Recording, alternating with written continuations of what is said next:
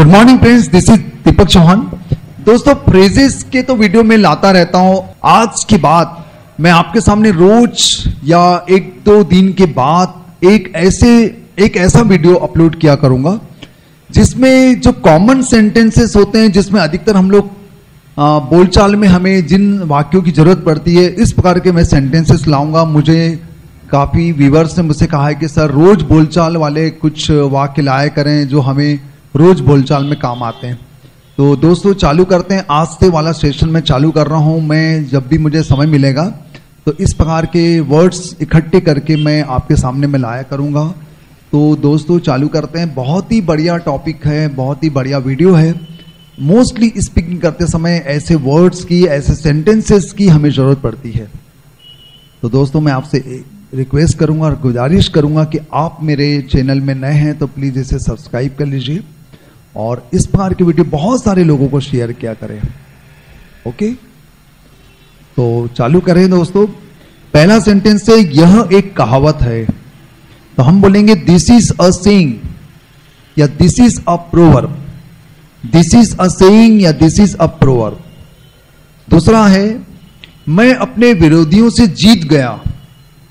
मैं अपने विरोधियों से जीत गया। तो आई बेट माई अपोनेंट्स। आई बेट माई ओपोनेंट्स या आई बेट माई कॉम्पिटिटर्स। ये भी हम लोग कह सकते हैं, ओपोनेंट्स भी कह सकते हैं, कॉम्पिटिटर्स भी कह सकते हैं। मेरी उससे बोलचाल नहीं है। I am not on speaking terms with him. I am not on speaking terms with him. तो हम लोग इसको ऐसा भी कह सकते हैं, I have no speaking terms with him. I have no speaking terms with him, ये भी कह सकते हैं आप लोग। उसने अपना मुंह फेर लिया। He turned his face. He turned his face. तुम बड़े अजीब आदमी हो। You are a strange person. You are a strange person. इसको हम लोग ऐसा भी कह सकते हैं, you are a queer fish. You are a queer fish. मेरा हाथ दर्द कर रहा है। My hand is aching.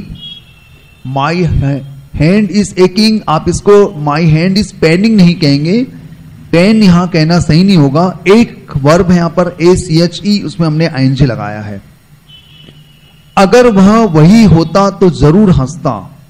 अगर वह वही होता तो जरूर हंसता। If he had been the same he would have loved. He would have surely loved. If he had been the same, he would have surely loved. Next, उसने खेलना छोड़ दिया। He stopped playing. तो दोस्तों, यहां पर किसी काम को छोड़ा है तो हम लोग stopped बोलेंगे, यहां पर left नहीं बोलेंगे। किसी काम को छोड़ते हैं तो हम लोग stopped बोलते हैं, लेफ्ट नहीं बोलते हैं। अगला सेंटेंस देखिए, तुमने मेरा घर छोड़ दिया। You left my home. यहां पर लेफ्ट आएगा, यहां पर किसी नाउन को छोड़ने की बात चल रही है तो लेफ्ट आना चाहिए। जैसे मैंने शराब छोड़ दी तो I left wine. I left liquor. लेकिन मैंने पीना छोड़ दिया। पीना एक एक्शन है, वर्ब है, तो हम बोलेंगे I stopped drinking. I stopped drinking. Okay दोस्तों, तो मुझे लगता है आप समझ गए हैं कि हम लोग वर्ब को छोड़ेंगे, एक्शन को छोड़ेंगे तो हम लोग को स्टॉप का इस्तेमाल करना है और स्टॉप का सेकंड फॉर्म आपको पता ही है, स्टॉप्ड होगा। आगे बढ़ते हैं। उसने 50 रन बनाए। He scored 50 runs. He scored 50 runs. यहां पर स्कोर की जगह पर आपको मेक नहीं लगाना है। स्कोर करते हैं, गोल स्कोर करते हैं, रन स्कोर करते हैं, तो मेक नहीं लगाना है। मैंने 10 खिलौने बनाए। I made 10 toys. I made 10 toys. तो दोस्तों, यहां पर मेक का सेकंड फॉर्म मेड होगा। आगे बढ़ते हैं। इस चिट्ठी में लिखा है सब कुछ ठीक है। इस चिट्ठी में लिखा है सब कुछ ठीक है, तो इसको बोलेंगे this letter says everything is okay. Everything is right. This letter says everything is right. तो दिस लेटर राइट्स नहीं बोलेंगे, दिस लेटर सेज बोलना पड़ेगा। लिखा है यह मतलब इसका मतलब यह निकल रहा है कि यह पत्र कहता है कि सब कुछ सही है, ऐसा अर्थ आ रहा है। आगे बढ़ रहे हैं दोस्तों, मेरी कार में जगह नहीं है, तो हम बोलेंगे my car has no room. My car has no room, आप यहां पर स्पेस का इस्तेमाल नहीं करेंगे, रॉन्ग हो जाएगा। खाली जगह को रूम कहते हैं। या my car does not have room, आप लोग ये भी कह सकते हैं my car does not have room. सारी सीटें भर गई है, all the seats are occupied. All the seats are occupied, कोई सीट खाली नहीं है। No seat is unoccupied, no seat is unoccupied, ऐसा होगा।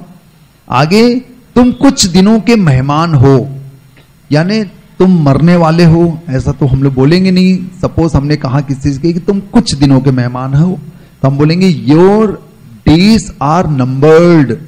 Your days are numbered.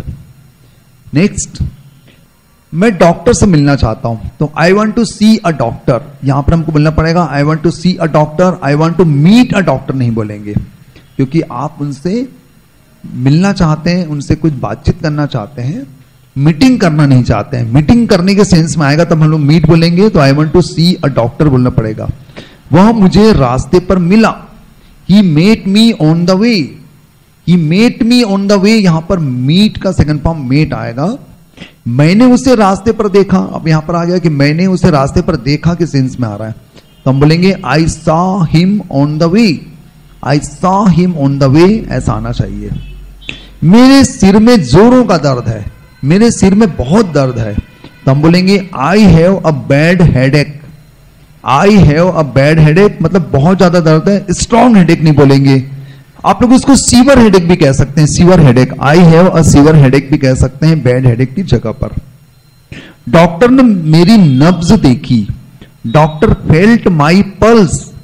Doctor felt my pulse, आप लोग फेल्ट की जगह पर सा नहीं बोलेंगे, क्योंकि डॉक्टर ने आपकी नर्व्स को ऑब्जर्व किया है, उसको फील किया है, तो डॉक्टर फेल्ट माई नर्व्स आएगा, सॉ नहीं आएगा, क्योंकि उन्होंने आपकी नर्व्स को ऑब्जर्व किया है, एग्जामिन किया है, तो फील का सेकंड फॉर्म फेल्ट लगाना पड़ेगा हमें। आपकी बातें मुझे चुभती है, your words cut me. Your words cut me या योर वर्ड्स हर्ट मी भी कर सकते हैं आप लोग। योर वर्ड्स हर्ट मी भी अच्छा लगेगा बोलने में। नेक्स्ट, तुम अपनी पत्नी के इशारों पर नाचते हो। तुम अपनी पत्नी के इशारों पर नाचते हो, तो you are the puppet in the hand of your wife. इसका मतलब यह है कि आप अपनी पत्नी के हाथों की कठपुतली हो। आप अपनी पत्नी के हाथों की कठपुतली हो, जिसका मतलब यही निकल रहा है कि तुम अपनी पत्नी के इशारों पर नाचते हो। वह बहुत अच्छी बात करता है, he talks Honey words. He talks Honey words. वह चिकनी चुपड़ी बातें करता है, चिकनी चुपड़ी बातें जो हमें अच्छी लगती हो, तो हम कहेंगे he talks oily words. He talks oily words.